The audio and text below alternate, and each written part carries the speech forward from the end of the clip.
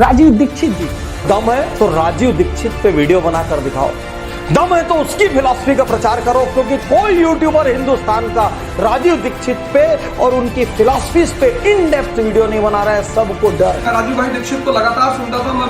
ये तो राजीव दीक्षित की तरह बोलता है रे। राजीव दीक्षित का नाम लोगे। राजीव दीक्षित जी को किसने मारा? जिनके विरोधी भी जिनके चरित्र के बारे में सपने में भी प्रश्न चिन्ह नहीं लगा सकते, ऐसा उज्जवल और धवल चरित्र राजीव भाई। राजीव दीक्षित जी, राजीव दीक्षित जी आप कह सकते हैं कि वो स्वामी विवेकानंद का एक रूप थे। जिस तरह से वो भारत की संस्कृति को ले जा रहे थे, उनको रहस्यमय तरीके से मौत हो गई राजीव दीक्षित जी को, कोई जाना ही नहीं क्या हो गया। जैसे मैं आपसे यही तो कह रहा हूं कि आज हिंदुस्तान की बहुत बड़ी जनसंख्या को क्या चाहिए? उत्साह। बहुत सारी बीमारियां हैं जिनका कोई दवाई नहीं है, और मैं इस जो एलोपैथी है इस पर भी मैं आपसे चर्चा करूंगा। मैं राजीव भाई दीक्षित को लगातार सुनता था, मैं बड़ा उनसे हर बात पर सहमत रहता था। उनकी भी हत्या हुई इसीलिए। आप लोग किस बेवकूफी में फंसे हैं? क्वालिटी ऑफ लाइफ की बात करिए, क्वालिटी ऑफ प्रोडक्ट बेवकूफी की बातें हैं। ये बहुत गंभीर बात है जो मैं कह रहा हूं। क्वालिटी ऑफ लाइफ, जीवन का मूल्य, जीवन की गुणवत्ता, जीवन में उत्तमता, इसको समझिए। क्वालिटी ऑफ लाइफ में जिंदा रहने की कोशिश करिए। क्वालिटी ऑफ प्रोडक्ट जो है वो आपको कोई विषाद देने वाला नहीं। इसलिए स्वदेशी बनिए माने प्रकृति की तरफ लौटिए, स्वदेशी बनिए माने भारतीयता की तरफ लौटिए। ये जो टूट गया है रिश्ता पिछले 500 साल में अंग्रेजों के आने के कारण, उस टूटे हुए रिश्ते को जोड़ने के लिए मैं एक पुल का काम कर रहा हूं। बस इतनी भूमिका है, इससे ज्यादा कोई भूमिका नहीं। और अगर ये भूमिका आपको समझ में आ जाए तो आपका बहुत बहुत आभार, बहुत बहुत शुक्रिया, बहुत बहुत धन्यवाद। लेकिन आज भी कमी है। राजीव दीक्षित जी जैसे, स्वामी विवेकानंद, दयानंद सरस्वती, वो हमारे ईश्वरचंद विद्यासागर, ऐसे लोगों की बहुत कमी है आज के देश में। आज के देश में बहुत कम लोग ऐसे मिलेंगे जो देश के लिए मरते हैं। आजकल लोग अपनी पार्टी, अपनी धर्म, अपनी जाति, यही सब पे हो रहा है। लेकिन ये लोग जाति धर्म से ऊपर उठ गए। राजीव दीक्षित जी को तो हमको लगता है मल्टीनेशनल कंपनी वालों ने मरवा दिया।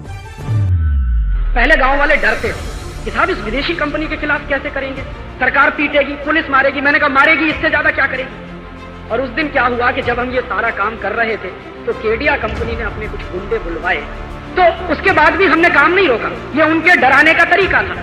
वो हमको धमकी दे रहे थे कि देखो तुमको मार डालेंगे। हमने कहा हमको मरने से डर ही नहीं लगता, तुम मारोगे क्या।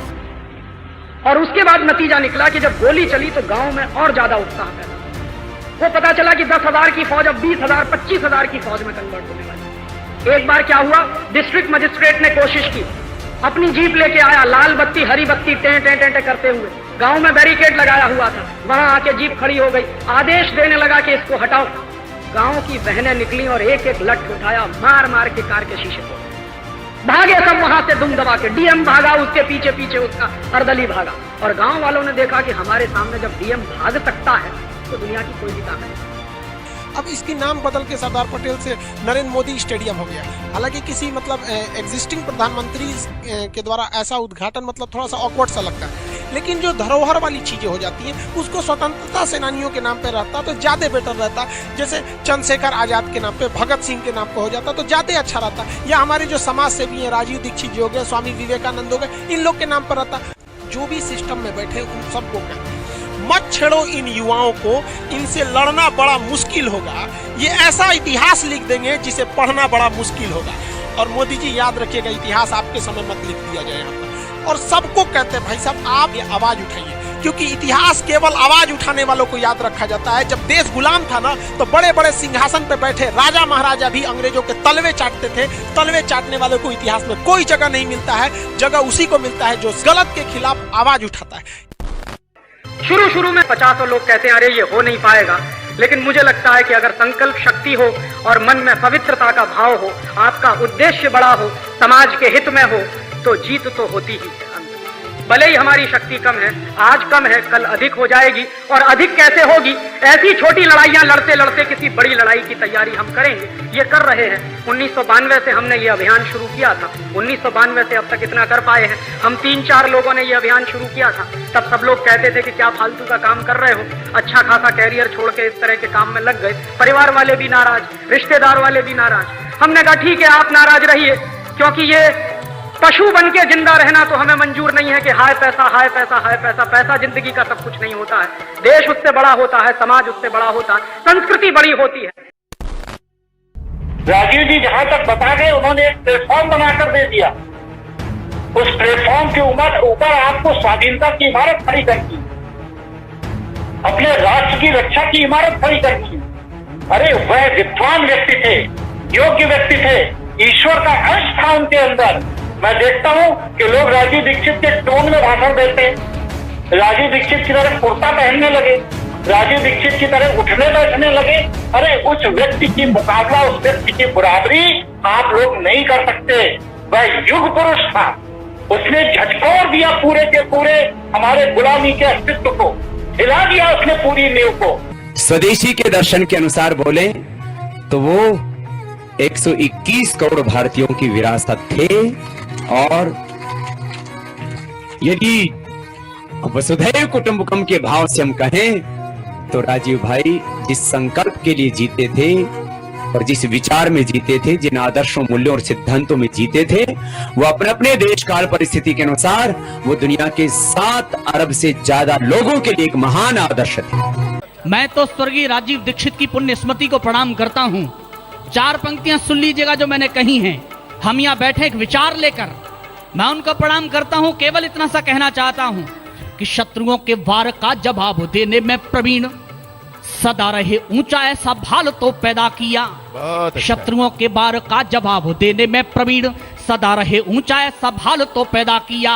षड्यंत्रकारियों की धज्जियां उड़ा सके जो, ऐसा एक ही सही भूचाल तो पैदा किया। षड्यंत्रकारियों की धज्जियां उड़ा सके जो, ऐसा एक ही सही भूचाल तो पैदा किया।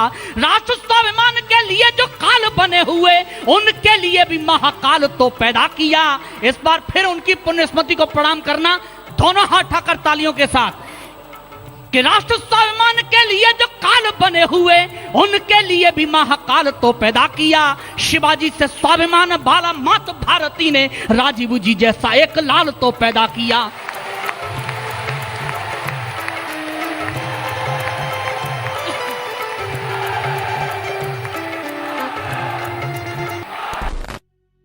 और कभी अगर भगत सिंह हो सकते हैं, चंद्रशेखर हो सकते हैं, तो आज क्यों नहीं भगत सिंह और चंद्रशेखर हो सकते हैं? आज भी तो वही परिस्थितियां हैं।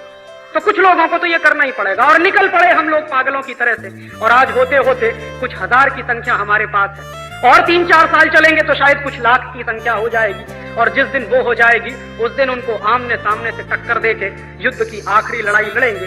वो आशीर्वाद आपका चाहिए, आपकी दुआएं हमको चाहिए, आपका सहयोग हमको चाहिए, आपका समर्थन हमको चाहिए। इस बड़ी लड़ाई में, इस धर्म युद्ध में जितना आपसे बन पड़े हम लोगों की मदद, हम लोगों का सहयोग करेंगे। आपका बहुत बहुत शुक्रिया।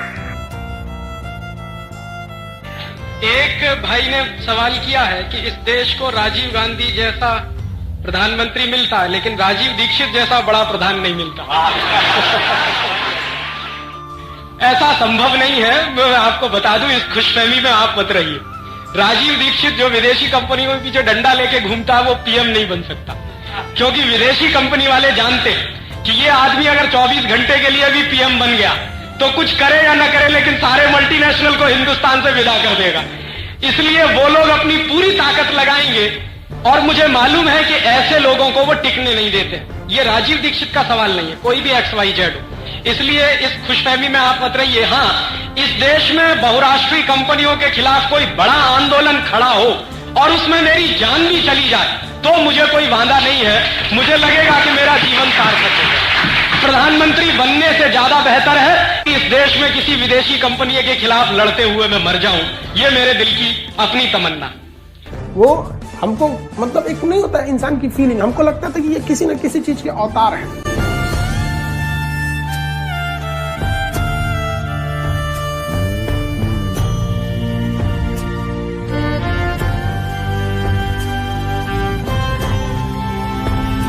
एक मौत ऐसी आएगी जिसको देश और समाज जिंदगी भर याद रखेगा, और एक मौत ऐसी आएगी कोई पूछेगा नहीं। तो हमने तो चुन लिया है दूसरा रास्ता, भगत सिंह वाला, ऊधम सिंह वाला, और तय कर लिया है कि जैसे भगत सिंह, ऊधम सिंह, चंद्रशेखर ने गोरे अंग्रेजों को भगाया, वैसे ही हम आज के इन काले अंग्रेजों को मार भगाएंगे इस देश में। कोई तो माई का लाल मिलेगा, ऐसा तो नहीं है कि सब मर गए, कोई ना कोई तो निकलेगा।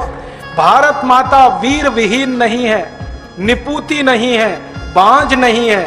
जब जरूरत पड़ती है इस माता ने बड़े बड़े लाल पैदा किए हैं देश की समस्याओं का समाधान करने। आगे भी होगा, इसका विश्वास है। और इतनी बड़ी फौज खड़ी हो रही है धीरे धीरे कि ये काम होने ही वाला है। तो आप भी लग जाइए इस काम को पूरा करने में, काम तो होने वाला है।